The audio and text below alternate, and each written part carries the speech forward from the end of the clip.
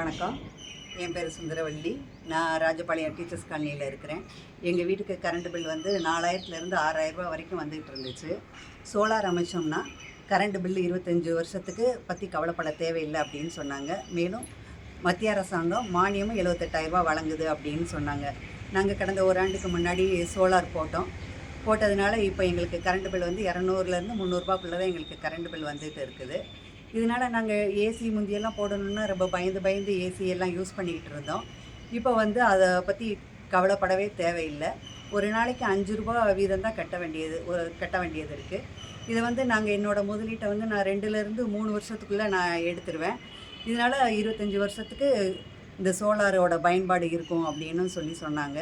இந்த சோலார் அமைச்சு கொடுத்த எங்களுடைய சோலார் நிறுவனத்திற்கும் எங்களை ஊக்கப்படுத்திய தமிழ்நாடு மின்சார வாரியத்திற்கும் மானியம் வழங்கிய மத்திய அரசாங்கத்துக்கும் நன்றி.